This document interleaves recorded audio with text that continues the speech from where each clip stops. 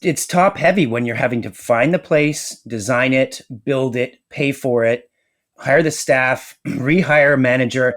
It becomes more about HR in a way than just purely conceptual. And what we've found with our franchisee is they've got bona fide experience and they own many, many franchises. And so I just tend to that. And so the idea of being able to grow faster by just having more places around the country that I don't personally have to manage and hire the staff for makes a lot more sense for our goals, which are to spread this brand and this concept as largely as we can. And when you're doing it store by store, it's slow and difficult, and there's hiring challenges, especially in California. It's a very challenging place to run a small business, especially restaurant. So, with the end goal being to expand, I think this is a much better way to do it. Welcome to the Impact Multiplier CEO podcast. I'm Richard Metcalf, founder of X Quadrant, and my mission is to help the world's top CEOs and entrepreneurs shift from incremental to exponential progress and create a huge positive impact on our world. Now, that requires you to reinvent yourself and transform your business. So, if you're ready to play a bigger game than ever before, I invite you to join us and become an Impact Multiplier CEO.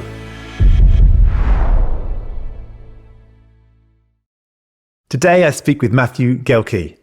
Matthew is the chief executive and the founder of the Plant Café Organic, which is a San Francisco-based restaurant group focused on 100% organic and sustainable food. Picked up a string of awards along the way. What I found fascinating in today's conversation is what happened during COVID. 80% of his business disappeared. He had to close down most of his restaurant chain. And then something amazing happened. He emerged phoenix-like from the flames with a new business model that has potential to have 100x, perhaps even 1,000x more impact on the world and on important issues around health and sustainability. This is a really fantastic example of the fact that what we think might be a terrible event actually becomes the catalyst for something extraordinary. So enjoy this conversation with Matthew Guelke. Hi, Matthew, and welcome to the show. Thank you. Thank you, Richard. So I'm looking forward to this, and I'm going to jump in with a really boring question. I'm going to say it boring because everyone by this stage has had way too much of the pandemic and talking about the pandemic. Everyone rolls their eyes. I roll my eyes about it. And yet I know that as the owner of a chain of cafes, that COVID moment when you had to reduce the business by 80% of your staff was actually the beginning of a new birth and a new direction. So before we get into what, all the deeper purpose and meaning behind your business, let's just go there. Like, why was that crisis moment the beginning of a new lease of life? Well, good question. So it started out very difficult, having to close. Probably the most challenging time in my career was having to close locations and lay off 80% of our staff. And at this point, you had about seven. Did you say you had about 7 cafes across San Francisco or the area? Yep, and some of them quite big. 4,000, a couple of 4,000 square foot locations downtown San Francisco financial district, very busy areas that were thriving. And then we had just suddenly closed them down. So that was a difficult time, letting go of some of managers that had been with us for over 10 years, etc. And at the time, we also had a franchisee in the airport, which we still have. So I guess the silver lining was, instead of building out more and more brick and mortar stores, which is expensive, and you expand your staff and it spreads you thinner and thinner and thinner, and you have to replace yourself with the president and director of operations, which we had, I fell back into that role myself. They left because we didn't have the need for them. And I basically took a different direction, which is the franchise route, which is something we had thought about in the past, but had been told by potential investors that, no, you've got to have all brick and mortar company owned stores. And so we sort of took that advice and went that direction. And in that time, having different sort of concepts or sort of different models of the same concept, full service, small cafe, neighborhood eatery, that kind of thing. We kind of honed in on what worked best. And but we still had 7, 8 cafes and restaurants. So from this point forward, I said, okay, now we know the model that works the best. And this is what we're going to push forward with. And so from that point forward, kind of just strengthened the concept, really fine-tuned it. And I stepped back into that role, walking with my staff again and just interacting with them on a much more daily basis. And now we've got a kind of a trajectory that's getting us to a place where we want to be, I think, maybe faster. Yeah, so I love it. So what I heard in that, actually, Matthew, was what I call in my model is incubate, then scale. So often we try to scale too early because actually when you start the business, in fact, you didn't know which of these formats of stores was really the sweet spot for you, which was really going to take off. And so it can be hard to suddenly scale something. One of my previous guests on the show actually said that. He said they scaled too early when their business model was not tight. And actually the more they scaled, the more they lost. And then they had to obviously then suddenly transform a business that had scaled into 50 different locations, which was a nightmare. So I think this idea of getting things right, figuring out the model before you scale is perfect. But I'm curious, what made you then change and go back on the investor advice, right? You said at the start, investors were advising you against the franchise model. What changed to make you go, yeah, forget that, I'm doing it my way? I guess the concept of growth. So having grown from 1 to 2 to 3 to 4 to 5 to 6 to 7, it's top heavy when you're having to find the place, design it, build it, pay for it, hire the staff, rehire a manager. It becomes more about HR in a way than just purely conceptual. And what we've found with our franchisee is they've got bona fide experience and they own many, many franchises. And so I just tend to that. And so the idea of being able to grow faster by just having more places around the country that I don't personally have to manage and hire the staff for makes a lot more sense for our goals, which are to spread this brand and this concept as largely as we can. And when you're doing it store by store, it's slow and difficult. And there's hiring challenges, especially in California. It's a very challenging place to run a small business, especially restaurants. So with the end goal being to expand, I think this is a much better way to do it. Based on my experience to this day. Yeah. So let's dive a bit into the purpose of the business, because I know it's really important to you. So the business is called, right, just we haven't said it yet, it's called The Plant Café Organic. And I know you became the first ever in the US to achieve platinum certification by Eat Real. You've been recognized as one of the world's leading 30 sustainable food and beverage companies by the Real Leaders and their Impact Awards this year. So you're obviously really focused on this question of sustainability and health. But perhaps talk about like what's behind that. Is that just a lifestyle choice? Is it deep conviction? Is it a competitive strategy, differentiation? You know, what's behind this? What's the ethos behind the business when you set it up? What were you really trying to achieve?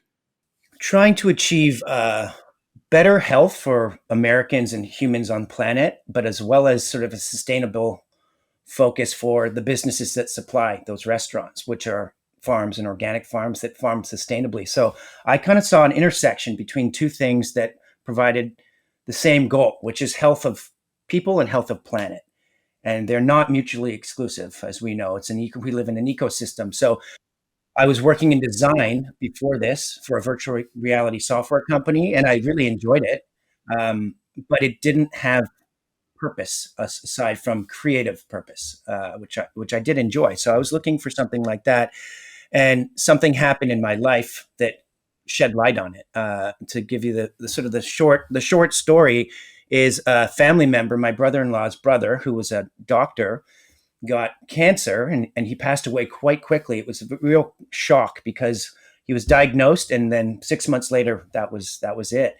And it inspired my family to go to a health retreat called Hippocrates Health Institute. Hippocrates, famous philosopher that said, "Let food be thy medicine." And so I went down there and we spent 3 weeks, and the diet that they had us on was very extreme in the sense that they cut out anything that was bad for you, and all you ate was very medicinal, good, healthy foods. And so most people don't eat that way all the time. I was a healthy eater, an athlete at the time, but this sort of reset the bar on what I thought was healthy. And while I was down there, my parents' health improved dramatically. They were tested before and after, but I also met people that had healed themselves from terminal cancers.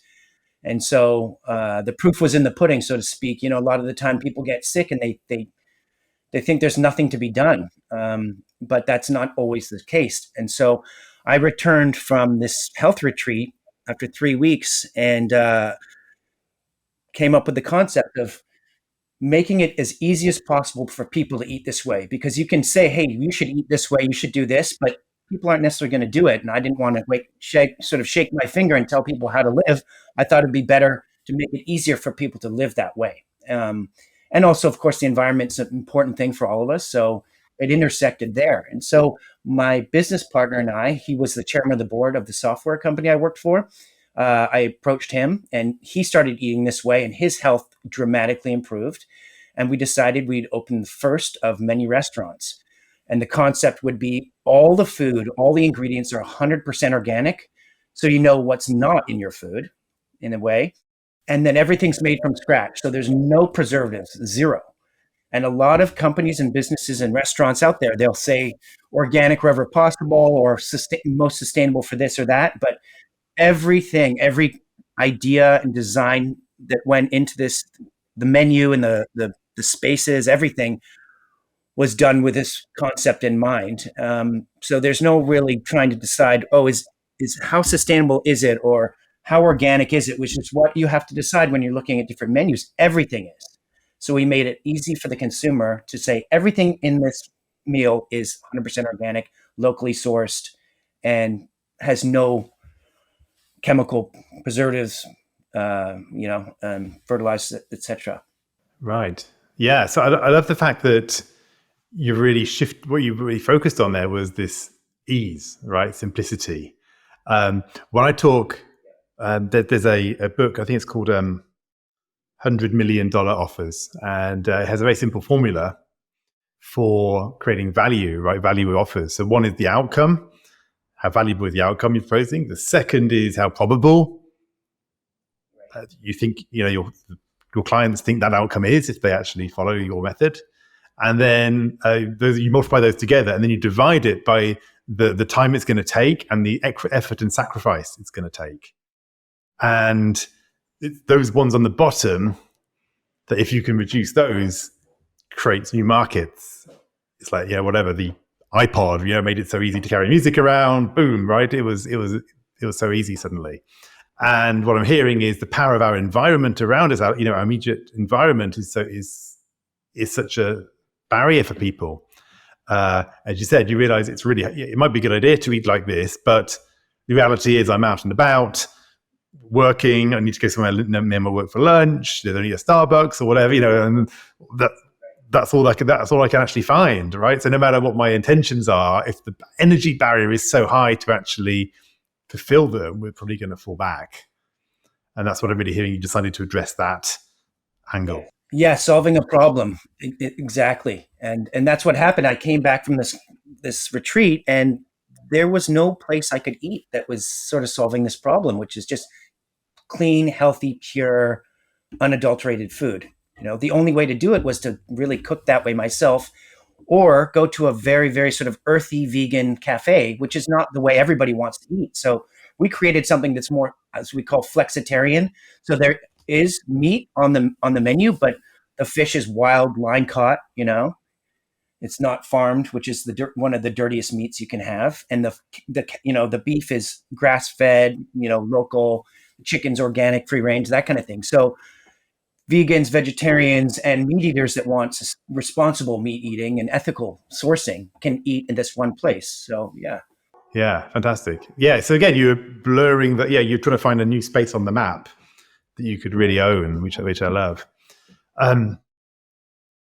So it sounds like this is something, with the story of your brother-in-law and your family's experience with it. It sounds like something, it was a transformation that you had and that you got really serious about and you wanted to promote, right? It sounds more than it wasn't just a pure entrepreneurial idea of how can I make some money.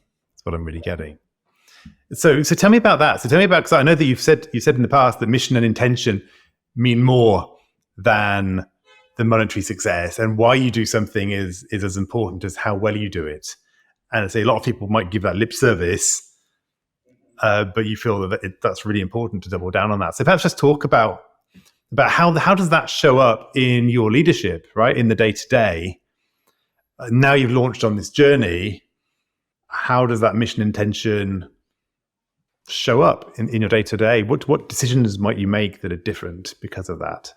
I mean, the simple answer to that is because the concept is very simple in itself, pure food without compromising quality or integrity whatsoever. That message is very clear to the staff. It's very clear to the customers. And so we've had people, I say had because, we did have to lay off a great number of people, but we still to this day have people that have been with us from the beginning. This one guy, Nelson, who's been with us for 20 years, and he would do anything for us. I mean, and a lot of the staff, and not everybody that works for us believes wholeheartedly in the mission, but most of them do. And if they didn't to start, they do now, and they see how they feel healthier. And so when they talk about the food, to customers, it all kind of comes through because it's clear to them and it's clear to the customers. And for me personally, I act like I'm an employee. So if somebody walks into the run of the restaurants, they have no idea who I am. In fact, when we were building out one of our mini restaurants, some people thought I was like a painter because I'm standing around in a t-shirt. Like, actually, you do look like a painter, so I get that. No. And I kind of treat, I will have anybody that works for me, a busboy or anyone can come up to me, feel comfortable and say, hey, you know what, I have an idea for a dish, or I really don't like this about such and such, or I'm upset about so-and-so, and come up to me as if I was their friend. And that's how I operate. Everything's just clear and simple, and that, let's leave ego out of this. I would say, even though this isn't the question you asked specifically, but I would not have continued doing this after the pandemic if it wasn't something that I was very passionate about and feel like it makes a difference. I would have cut and moved on because it was painful laying off so many people and trying to reestablish something after that. I hope you're enjoying this conversation. This is just a quick interlude to remind you that my book, Making Time for Strategy, is now available. If you want to be less busy and more successful, I highly recommend that you check it out. Why not head over to makingtimeforstrategy.com to find out the details. Now, back to the conversation. How did you feel in that moment? Like in that darkest moment when you were like, what have I done? I built this business and now it's just collapsed. What was going on? It was quite horrible. It was dark. It was sort of dark days.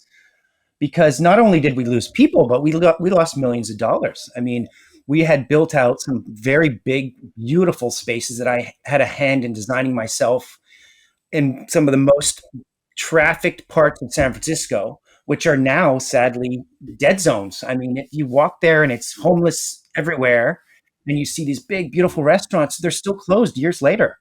So that was really difficult, but it forced me to refocus. And again, if I hadn't done, if the meaning behind the business wasn't there, I don't know how I would be feeling, but I turned around and said, okay, how can I push this forward? I'm unwilling to let this go because of this and just walk away because I did it for a purpose. And so purpose really is everything. I was, my young son was asking me what makes me happy, and purpose is something, you sleep, a long part of your life is sleep and a lot of your life is work. And then maybe it's family, maybe it's activities. But if your work isn't something that you feel is meaningful, it's a very different reality that you live in, Yeah, it's what I talk about around key part of magnetism is being able to really reconnect to like, what is it? The fundamental with all this stuff going on, whatever it is, the difficulties, it's like, this is what I believe in. This is what I stand for. We have to tune into that. And I think so often especially as high achievers, we can end up playing a game which is like, well, I'm getting the buzz of the targets or the ever increasing numbers on some metric that we're tracking, right? And that can give us short-term buzzes. But then, of course, if I put identity in that, then what happens when the numbers go down, right? What happens when we miss the target? What happens when the industry is there? We start to stress out or whatever. But what put me on my journey, I think, was when I asked myself, what do I want to tell my grandchildren or great-grandchildren when I'm 90 and they're on my lap? And they say, what did you do in business? In life, I tell them all the things about my family and all the things I'm happy about there. Yeah, well, what about all that other time that you spent working? And I just wanted to have better stories than the ones I had. More inspiring stories that put a grin on my face. There's kind of a selfish reason, really. I wanted to be able to smile at the end of that. A couple of months ago, I got contacted by an elementary school, and they said, can we come in and learn about your business? And I said, sure. So I stopped what I was doing because I was out of the city, and I came back, picked up my son, and we went to one of the cafes, and I did a sort of a demo of the food and why it's important to eat this way, and what some of the things you should avoid, and some of the things that are more healthful, and you have these like 6 and 7 year olds asking questions, and it was as meaningful as doing a TEDx talk. And my son got to sit there and ask questions. And then later he's like, my dad's the CEO of the company, and what the company does, it means something to him and it means something to me. So yeah, I mean, I think that's a really important thing. One of my sisters was working in high up in a corporate job for years, and she gave it up to become a social worker. And she makes a fraction of what she made, but she's happier, Yeah, and it's hard for people to see this when you're in it. It's so hard when you're just in that little box that you're used to. So, Matthew, let's just change gears a little bit. This is the Impact Multiplier CEO podcast. I'm curious about, so first of all, let's just bring it down. What's the impact you're trying to make in the world? Health and sustainability of the planet is the simple answer. So what you put in your body affects your health. And I'd like more and more people to have less pharmaceutical drugs and have less health issues, and move forward and live a sort of a healthy and inspired and active lifestyle. And also by doing that, we're supporting ethical businesses. And so I really believe what you spend your money on makes a huge difference as a consumer. So by offering this for people's health, we're also offering the people support businesses that we want to see grow. And I would like more businesses, like Patagonia, for example, or a small organic or medium-sized organic farm that's giving food that's healthier because the soil is not depleted, versus a massive farm that's really providing no sustenance at all and fewer jobs. So by supporting healthy practices, it helps people's health, and it also helps the environment and in sort of burgeon better industries that I want to see grow. Yeah, one theme I'm seeing in this season actually of the podcast is this kind of ecosystem thinking, right? So it's the difference between a traditional business owner, if you like, and a more aware or purpose-driven owner is more just the scope of their thinking, that it's not just on the adding value to customers, right? It's to that, but it's also adding value to the planet in different ways, or to the ecosystem, and to create local economy, and thinking bigger. That is the difference here, is what I hear. So that's the impact. What's multiplying your impact going to look like for your business, right? For the Plant Organic Cafe. What if we were having this conversation in 3 to 5 years? What would that multiplication have created? Well, I would like plants to be everywhere. My business partner, Mark Lewis, he used to say when we were talking to investors, he'd like the plant to be like McDonald's. And it would always make me cringe because, I don't have good associations with McDonald's, the type of food they serve and, health benefits. But what his meaning was we just want to proliferate this wherever we can and provide access to this food, and also for farms to have access to consumers. So what I'd like to see is plants on the East Coast and throughout America. We've had offers to bring it to India, to Japan, to United Arab Emirates, and throughout the country. And when we had more brick and mortars, I was really focused on just managing and running those. So moving in the franchise direction, that's really our goal, is to support others to open up more plants, and then thereby supporting local organic farms and such. Yeah, I love that. I can see the kind of the impact of that, because whereas some businesses are so they expand, but in a very monolithic model, what I hear the difference here might be is that actually, as you enter different territories, you can support different local farmers, different local economies, right? Potentially, that's what I'm hearing.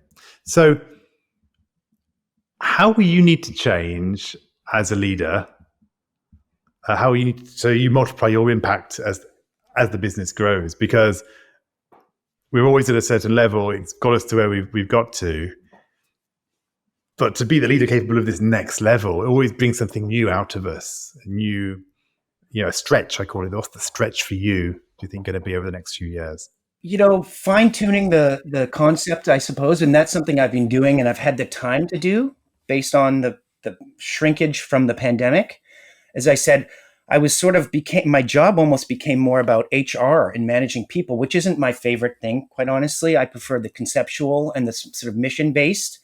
So now it's being a sort of a figurehead and an inspiration, and working with the different teams to help them enact that in sort of that vision, and bring on people. Like they said, Ford wasn't necessarily a genius at everything he did, but he would bring in good people that were in different operational aspects.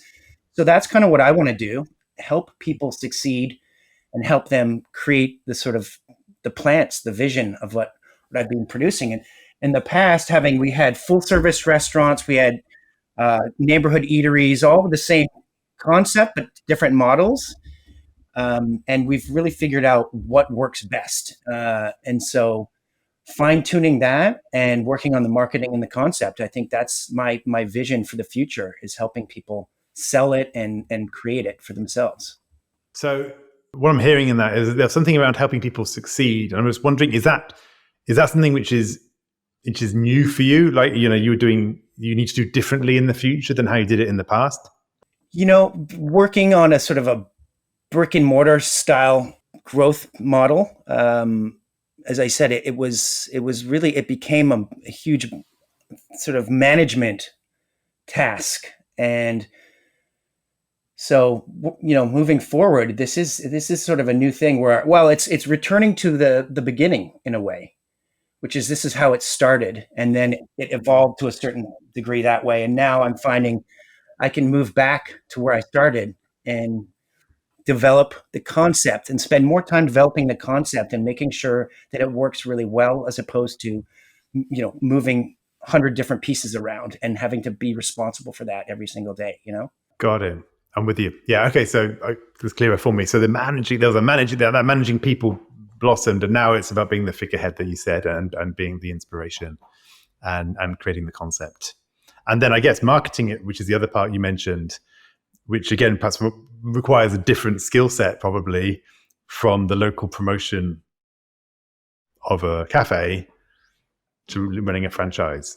Yeah, it was really, again, having that sort of idea and then kind of getting somewhat bogged down in the operations of it, and not losing sight of the mission, but losing sight of being able to be that person that sort of just sits at the top and tries to inspire everybody and make sure that the concept is the way it should be, and, where it sort of started from, and it finishes there, or it continues on. Sometimes I think companies can get sort of bigger and bigger and bigger and lose sight of why they started. It's chasing the margins, chasing everything, where you're not who you were when you started. And I think that can sometimes unwind companies in a way. Yes, definitely. So I love this. So Matthew, I've really enjoyed our conversation. We've been talking here about some really important things, I think, about, first of all, that those pivotal moments that we have where we really get clear on what really matters to us and what we want to focus on. And I think you mentioned a great point. We didn't spend too much time on it, but that point around You said around creativity, that we can be inspired by creativity, or having a creative purpose versus having a purpose that is significant to us. In other words, we can intellectually or even creatively get engaged in something just because it's fun and interesting, but there's a difference when we're ignited by it. So I think I heard that in your story as well. And then we talked about the pivoting, right? When things are hard, the fact purpose can take you through, but it can also set the seed for a whole new direction, is what we're seeing for you now as you're pivoting from being the super HR manager having to run shop upon shop and turning it into something which actually could have a huge, much bigger impact on the planet and on the purpose that you set out. So it's really fascinating to hear you kind of articulate that. So thank you so much for this conversation. If people want to find out more about you or about the plant, how do they do that? So they can visit the website, which is theplantcafe.com, theplantcafe.com. Or they can also find me on LinkedIn. I don't spend too much time on social media personally because I find it distracting. But I'm there on LinkedIn and I'm contactable that way. Or if you send a message to contact at the Plant Cafe, I read every single one of those and respond to them. So I'm around. Perfect. Well, thanks, Matthew. It's been great to hear your story. All the best on your mission to change the way people eat and make it easy, remove the barriers to them actually eating the healthiest way possible. And so hopefully within long, there'll be a plant on every corner, just like McDonald's and Starbucks and all the rest. So thank you for the conversation. The world needs more plants. Thank you, Richard. Thank you. Goodbye. Bye. Well, that's a wrap. If you received value from this conversation, please do leave us a review on your favorite podcast platform. We'd deeply appreciate it. And if you'd like to check out the show notes from this episode, head to xquadrant.com/podcast, where you'll find all the details. Now, finally, when you're in top leadership, who supports and challenges you at a deep level to help you multiply your impact? Discover more about the different ways we can support you at xquadrant.com.